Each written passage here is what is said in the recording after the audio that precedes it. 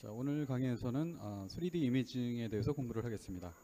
그래서 지금까지는 계속해서 2D 이미징만을 가정을 하고 엑스테이션, 스페이셜 인코딩을 공부를 했었고요. 하지만 너무나 당연히 우리 인체 내에 있는 모든 organ들은 기본적으로 3D이죠. 그래서 아이디얼리는 3D 인코딩을 하는 게 가장 좋겠습니다. 하지만 여러 가지 스캔 타임 등등 현실적인 이유 때문에 2D 이미징을 여전히 많이 하는데요. 그래서 간단히 2D 이미징의 그 중요한 2스텝을 리뷰를 해보면, 일단 우리가 이미징을 하고 싶어하는 이러한 슬라이스 모양의 굉장히 얇은 그 G 방향 익스텐트에 대해서 슬라이스 셀렉티브 혹은 스페셜리 셀렉티브 엑스테이션을 한 후, 그 다음에 요 슬라이스 안에 어떤 XY 디스트리뷰션, 그거를 우리가 MXY라고 했을 때 저 MXY를 얻어내기 위한 스페셜 인코딩을 했었던 거죠. 그렇죠? 그래서 마찬가지 방법으로 2D 이미징을 3D 이미징을 간단히 2스텝으로 얘기를 하면, 먼저 이제는 우리가 요만큼의 G 방향 볼륨을 다 보고 싶습니다. 그래서 요 정도 두께를 갖는 역시 스페셜리 셀렉티브한 엑스테이션을 한 후에 보통 이제 슬라이스 셀렉티브 엑스테이션에 대비되는 개념으로 좀 더 두껍기 때문에 우리가 슬랩 셀렉티브 엑스테이션이라고도 흔히 얘기를 하고요. 그 다음에 이제 이렇게 두껍게 슬랩으로 엑스테이션을 하고 나면 저 볼륨이 이제 G 방향으로도 꽤 되죠. 그래서 더 이상 G 방향 디스트리뷰션이 없다고 가정을 할 수가 없고, 저 3D 볼륨 안에 있는 X, Y, G에 대한 트랜스버스 마그네타이제이션 M을 세 방향 모두 다 3D 인코딩을 해야 되는, 그렇게 두 가지 스텝이 필요로 하겠습니다. 자, 그래서 3D 인코딩을 위한 시그널 이퀘이션을 보기 전에 간략히 2D 인코딩에서 우리가 배웠던 걸 한번 리뷰를 해보죠. 기억하겠지만 XY 쪽 인코딩을 위해서 GX, GY 그레디언트를 틀어줬다는 가정하에 우리가 뭘 알았냐면, 우리가 결국 최종적으로 얻는 시그널 ST는 우리가 얻고자 하는, 최종적으로 복원하고자 하는 그 2D 디스트리뷰션 MXY의 프리 트랜스폼을 이제 대문자 M이라고 표현했을 때, 그 프리 트랜스폼 된 도메인에서 특정 KX, KY에 해당하는 프리의 코피션트 값을 우리가 얻는 거였죠. 그 다음에 여기서의 KX, KY는 각각 GX와 GY의 타임 인테그럴에 비례하는 값을 가진다라는 걸 이제 배웠습니다. 여기서 이제 한 가지 짚고 넘어가야 될 것이, 이전에는 우리가 엑스테이션을 워낙에 G 방향으로 얇게, 그렇죠?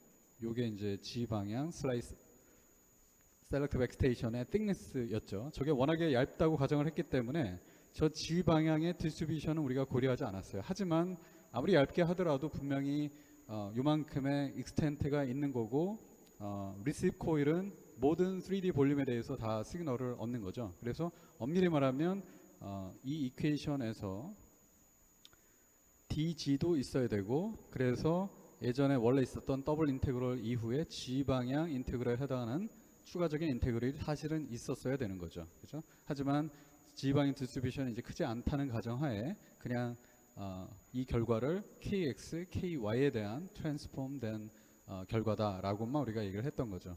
그래서 실제로 DG에 대한 인테그럴까지 고려한 다음에 우리가 이전에 했던 것처럼 2D 인버스 프리 트랜스폼을 하고 나면 결국 이 이퀘이션에서 요 부분, 그쵸? 요 부분, 그 다음에 dx, dy, 그 다음에 원래 있었던 더블 인테그럴, 요 부분이 이제 사라지는 효과가 있는 거죠. 하지만 여전히 g 방향의 값이 있다면 요 나머지 g에 대한 인테그럴이 그대로 남을 겁니다. 그쵸? 그래서 사실은 우리가 m 햇의 xy라고 표현했던 요 값은 사실은 특정 x, 그 다음에 특정 y, 하지만 이 g 방향으로는 이 두께만큼 일종의 에버리지가 된 값이다 라는 걸 알 수가 있겠죠.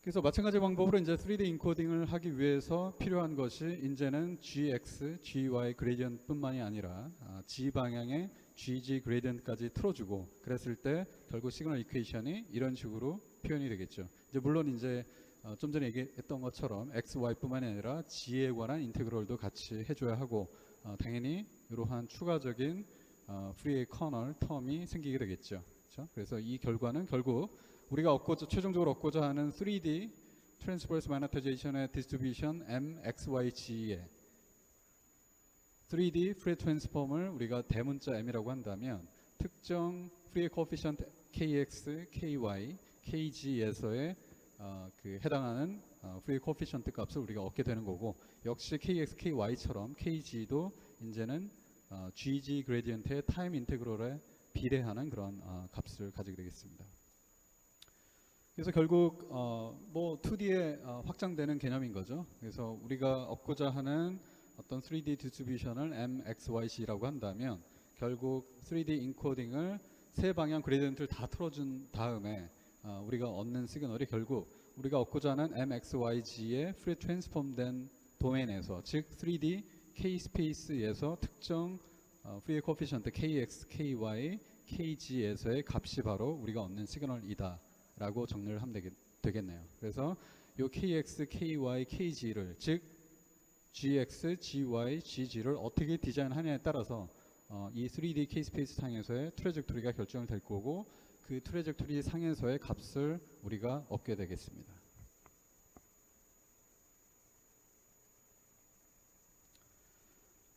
역시 2D 이미징에서처럼 그리고 2D K-스페이스를 어떻게 우리가 커버를 할 거냐, 에서 우리가 논의했던 것처럼 3D K-스페이스도 여러 가지 그레디언트를 어떻게 디자인하냐에 따라 트래젝토리를 만들어낼 수가 있는데, 역시 2D에서처럼 가장 이제 흔히 쓰이는 방법이 3D FT 이미징이고요.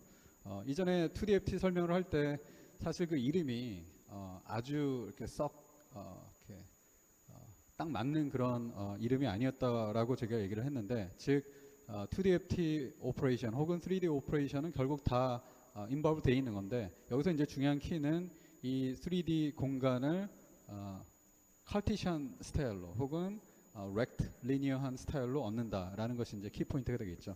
그래서 뭐 예를 들면 KG의 원점이 여기라고 하면 이제 가장 양의값으로 큰 어떤 특정 KG에 대해서 이전에 마치 우리가 2DFT에서 얻었던 것처럼 이렇게 한 줄 한 줄 한 줄 얻고, 그 다음에 G 방향으로 약간 줄어든 다음에, 그죠? 그 다음에 또 다른 KX, KY 2D 평면을 얻고, 그 다음에 KG를 조금 더 줄여서, 그죠?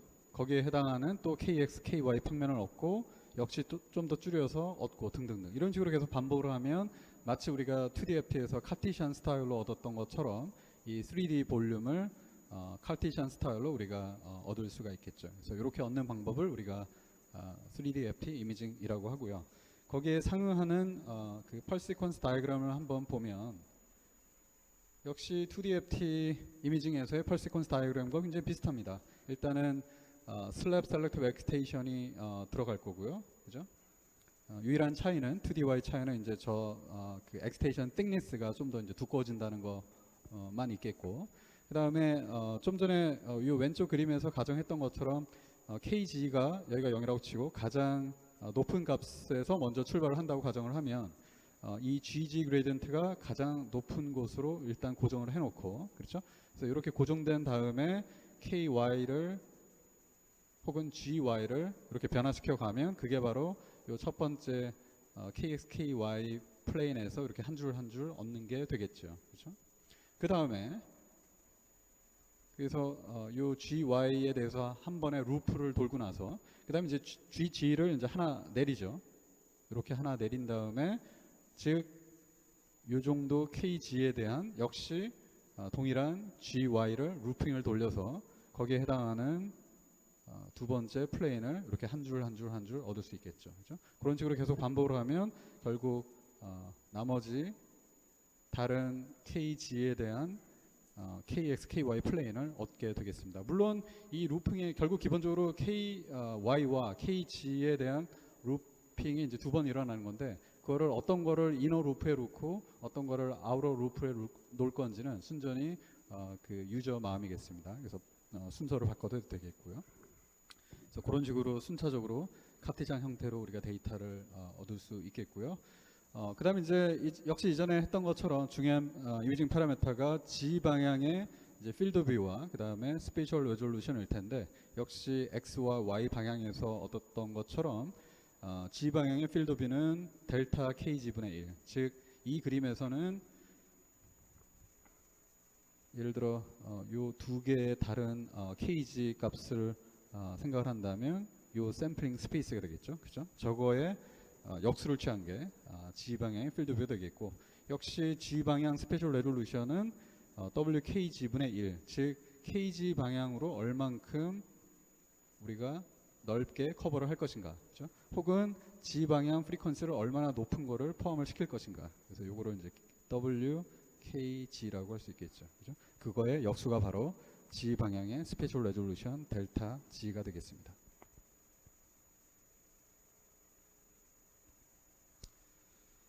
이제 그 다음으로 얘기해야 될 것이 이제 슬랩 셀렉티브 엑스테이션인데요. 아까 처음에 간단히 얘기하기를 이제 2D에 비해서 더 두껍게 엑스테이션 띵니스를 이용을 해야 된다라고 얘기를 했는데 일단 기본적으로 엑스테이션 띵니스가 결국 G 방향의 오브젝트 사이즈인 거죠, 그렇죠? 그래서 어떤 오브젝트이 G 방향으로 이렇게 있는데 이게 이제 G 방향이라고 했을 때 엑스테이션 우리가 요만큼을 했다면 결국 이 부분은 다 시그널을 얻지 않는 거니까, 이 부분만 살리는 거니까 요게 바로 일종의 G 방향의 오브젝트 사이즈가 되겠습니다. 그래서 에어리징을 피하기 위해서 당연히 이 오브젝트 사이즈 혹은 그 엑스테이션 띵니스보다 이 필드 뷰 G가 더 커야겠죠, 그죠? 그 다음에 이제 두 번째로 얘기하고 싶은 것이 우리가 렉탱귤러 모양의 엑스테이션 프로파일을 얻기 위해서 그 B1 필드는 이제 싱크 모양의 펄스를 가해준다고 했고, 그 다음에 완벽한 렉탱귤러를 얻기 위해서는 이 싱크가 듀레이션이 혹은 길이가 무한대여야 되죠, 그죠? 이쪽으로도 무한대, 이쪽으로도 무한대. 하지만 불가능하니까 현실적으로 어느 정도 이제 잘라야만 했는데 그때 자를 때 그 얼마나 요거를 길게 남길 것인가에 관한 것이 타임 밴드위드 프로덕트 혹은 줄여서 TBW라고 했고, 사실 저거의 또 다른 의미가 이 싱크를 잘랐을 때 요 남아있는 싱크가 0을 몇 번을 지나가는가, 그래서 지로 크로싱의 넘버라고 얘기를 했습니다. 그래서 그 2D 이미징을 할 때는 대략 이 TBW 혹은 타임 밴드위드 프로덕트를 뭐 한 2에서 3 정도 씁니다.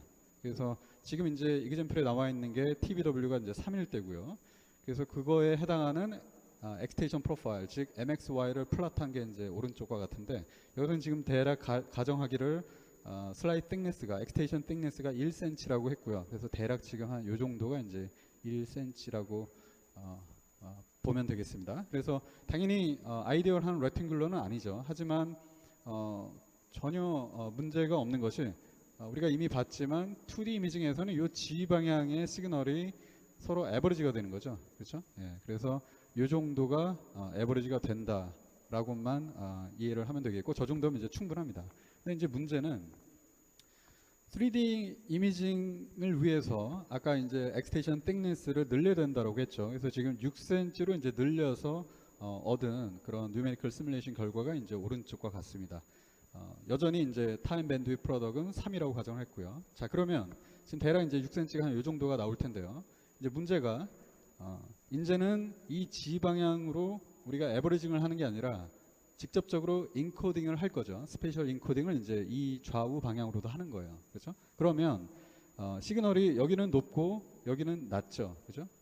그러니까 G 방향에 따라 어떤 우리가 원하지 않는 어떤 스페셜 웨이팅이 들어간다고 생각을 하면 되겠죠. 그래서 저렇게 낮은, 상대적으로 낮은 TBW를 3D 이미징에서는 쓰면 안 됩니다. 그래서 좀 더 이제 늘려야 되는데요.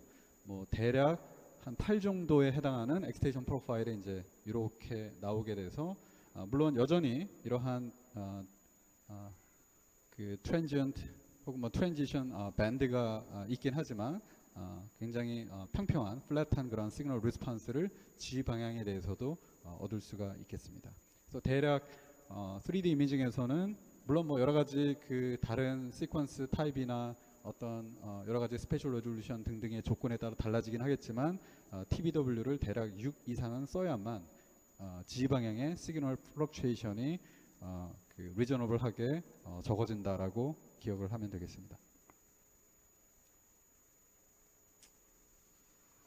자, 그래서 TBW를 혹은 Time Bandwidth Product 혹은 Number of Zero Crossing in Sync 펑션을 어느 정도 높여서 써야 된다라고 배웠는데 그렇게 되면 이제 또 모든 문제가 사라지는 것이 아니라 만약에 우리가 그 엑스테이션 틱니스가 이 정도였다. 그 다음에 완벽한 rectangular 그런 모양의 엑스테이션 프로파일을 얻었다라고 한다면 이 엑스테이션 틱니스와 필드뷰를 G방향 필드뷰를 정확히 똑같이 하면 되겠죠. 그러면 필드뷰 의미가 이제 원래의 엑스테이션 프로파일과 에일리스트 엑스테이션 프로파일의 이 거리일 텐데 이 두 개가 이제 정확히 같아지면 이렇게 완전히 원래 프로파일과 에일리스트 프로파일이 이제 맞닿아 있는 이제 그런 상태가 되겠습니다. 하지만 아무리 TBW가 꽤 6 이상 높아졌다고 해도 여전히 이러한 트랜지션 밴드위스가 있게 마련이고 그래서 만약에 엑스테이션 틱니스와 그게 지금 한 요 정도 되는 건데 요거를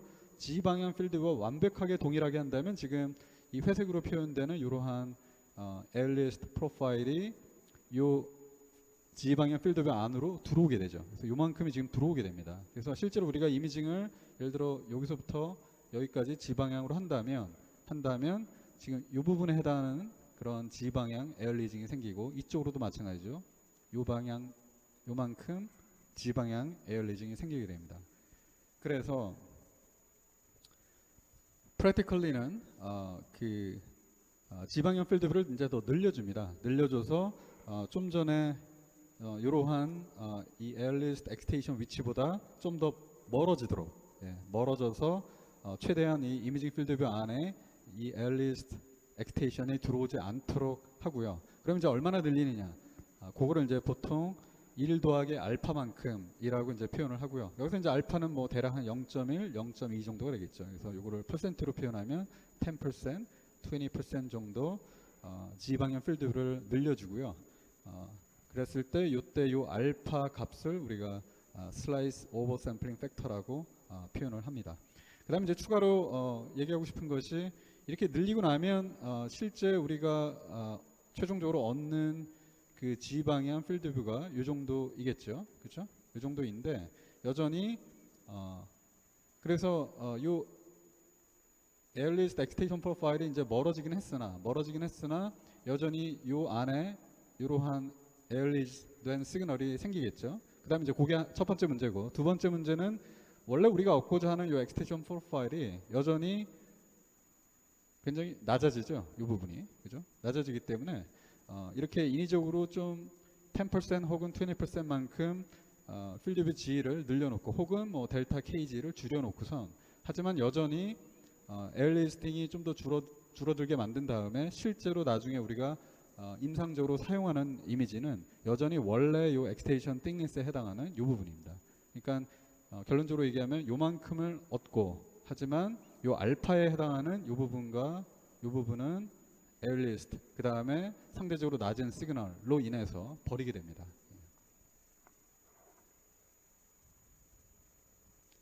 그래서 좀 전에 얘기했던 그 G 방향 필드뷰 그 다음에 오버 샘플링 팩터를 좀 더 이렇게 와닿게 설명하기 위해서 이제 팬텀 이미지를 하나 준비를 했는데요. 그래서 이게 기본적으로 이제 실린더 모양의 이러한 팬텀이었고, 그다음에 이제 G 방향을 이 롱 액세스 방향으로 놓고 지금 이게 나와 있지만 엑스테이션 틱니스를 10 센티미터, 그래서 이 정도가 이제 뭐 10 센티미터라고 한다면 이렇게 엑스테이션을 시키고 그때 그 엑스테이션 그 펄스에서 TBW가 이제 9인 꽤 높은 그런 TBW가 되겠죠. 를 사용해서 이제 얻은 이미지가 되겠습니다. 그 다음에 좀 전에 설명한 이제 슬라이스 오버 샘플링 팩터를 이제 10%를 이용해서 이 왼쪽에 나와 있는 그림이 이제 이 G 방향의 어떤 시그널 디스트리뷰션을 보기 위해서 그 3D 최종적으로 얻은 3D 볼륨에서 XG 방향의 2D 이미지를 이제 슬라이스를 하나 빼서 이제 보여주고 있는 거고요. 결국 지금 원래 엑스테이션 틱니스가 이제 10cm였고 오버 샘플링 팩터를 이제 10%를 사용했으니까 이 총 요 G 방향 길이가 요 이미지가 11cm가 되겠습니다. 그래서 대략 한 요 정도가 오버 샘플링에 의해서 얻어진 추가적인 그 G 방향 이미지라고 생각하면 되고, 아까 제가 얘기했던 것처럼 최종적으로는 이렇게 얻긴 얻지만, 그러니까 델타 KG를 실제로 줄여서 이렇게 11cm에 해당하는 이미지를 얻긴 얻지만, 결국 요 알파 오버샘플링 팩터에 해당하는 요 알파에 해당하는 건 이제 없애고, 결국 최종적으로 우리가 사용하는 이미지는 여기서부터 여기까지가 되겠습니다. 그래서 이게 정확하게 10cm가 되겠죠. 그렇죠? 자, 그다음에 이제 이미지를 조금 더 자세히 들여다 보겠는데요. 지금 실제 팬텀의 어떤 그 엣지가 이렇게 됩니다. 제가 이제 펜으로 따라갈 텐데 이렇게 지금 되는데, 지금 보면 이 부분에 엣지가 보이죠, 그죠? 그러니까 원래는 이렇게 쭉 가야 되는데 거기다 약간 오른쪽으로 이동된 위치에 이 엣지가 보이는데, 그 엣지가 바로 이 아래 실제 이미지가 이 G 방향으로 에일리시 돼가지고 이제 들어온 경우가 되겠고, 이 아래쪽은 상대적으로 좀 그 덜 잘 보이긴 하는데, 역시 실제 팬텀의 엣지는 이렇게 되는데, 그거보다 왼쪽에 이 부분에 지금 약간 시그널이 좀 들어오고 있다는 걸 알 수가 있는데, 그건 바로 이제 이 위에 그 팬텀 부분에서 이제 아래로 에일리시 된 그런 상태가 되겠습니다. 그래서 지금 XG 플레인에서 지금 이제 하나의 슬라이스를 보고 있는데, 저거를 2D 슬라이스, 즉 XY 플레인 상에서의 2D 이미지로 이제 본 것이 오른쪽과 같고요. 지금 이 첫 번째 이미지가 바로 이 첫 번째 슬라이스에 해당이 돼서 지금 보면 이 왼쪽에 가장 이렇게 넓게 보이는, 왼쪽으로 가장 치우쳐져 있는 그게 사실은 실제 팬텀의 위치가 되겠고, 그 안쪽으로 마치 무슨 이렇게 객이 월식 있는 것처럼 이렇게 보이는데, 그게 사실은 요 아래쪽에서 온 이렇게 에어리스 돼가지고 보이는 이제 그런 에어리스 시그널이 되겠습니다. 그래서 요 아래로 점점 이제 내려오면 내려올수록, 아래로 내려오면 내려올수록 그러한 에어리징의 효과가 점점 줄어든다는 걸 알 수가 있겠고요. 그래서 어느 정도 이제 지나고 나면 그러한 에어리징이 전혀 이제 없는 그런 이미지가 보여지고요. 그다음에 이제 가운데 셀렉티블리 몇 개만 얻었는데, 여기서 뭐 전혀 에어리징이 없죠, 그죠? 그래서 이쪽에서 오는 혹은 이쪽에서 들어오는 G 방향 에어리징이 전혀 없는 깨끗한 이미지가 반복이 되고, 그다음에 요 아래 이제 네 번째가 역시 위에서 봤던 것처럼 요 아래 제일 끝에 엣지에 해당하는 이미지가 이제 요게 되겠고요. 그래서 여기서는 지금 요 안쪽 아웃라인이 실제 팬텀의 이미지가 되겠고, 그거보다 약간 바깥쪽으로 들어오는 상대적으로 좀 더 약한 시그널이 바로 이 위에서 아래로 에일리스 된 그런 부분이 되겠습니다. 그래서 역시 아래에서 위로 올라오면 올라올수록, 즉 이 이미징 볼륨의 가운데로 오면 올수록 그러한 에일리징이 점점 없어져서 한 뭐 이 정도만 오면 전혀 에일리징이 없는 그런 이미지가 되겠습니다. 그래서 아까 얘기했던 것처럼 오버샘플링 팩터 10%에 해당하는 것은 보통 이제 최종적으로 제외를 하고요. 그게 예를 들어 위에서는 요 두 개, 아래에서는 요 두 개였다면 그거를 제외를 시키고 여기서부터 여기까지만 우리가 최종적으로 임상적으로 의미가 있는 그런 이미지로 이제 억셉해서 사용을 한다고 이해를 하면 되겠습니다. 자, 마지막으로 3D 이미징의 장단점을 2D 이미징과의 비교를 통해서 한번 보도록 하겠습니다. 이제 첫 번째 장점은 G 방향의 스페셜 레졸루션 델타 G를 아비트러리하게 작게 만들 수가 있습니다. 물론 이제 스캔 타임이 늘어나긴 하겠지만 적어도 어떤 테크니컬한 그런 리미테이션은 전혀 없다는 얘기인데, 이에 반해서 2D 이미징에서의 그 슬라이드 띵니스가 결국 G 방향 레졸루션에 상응하는 그런 개념이잖아요. 하지만 그 띵니스는 아무리 작게 해봐야 대략 한 2mm에서 3mm 정도로밖에 얻을 수가 없습니다. 이제 그 이유는 슬라이드 띵니스를 이제 2D에서 얇게 하려면, 적게 하려면 그 프리 트랜스폼 프로퍼티에 의해서 KG 방향의 이 싱크의 익스텐션을 키워야 되죠, 그렇죠? 키워야 되는데 이게 커지려면 슬라이드 셀렉티브 그레디언트에서 이 넓이가 커져야 되죠. 하지만 저 넓이가 마음대로 아비트러리하게 커질 수가 없기 때문에 여러 가지 타임 듀레이션 제약이나 혹은 그레디언트 앰플리튜드의 제약 때문에 2D 이미징에서는 슬라이드 띵니스가 마음대로 작아질 수가 없습니다. 그래서 G 방향 레졸루션을 굉장히 높일 수가 있다라는 그런 중요한 장점이 있겠고요. 그다음 이제 두 번째는 SNR인데요.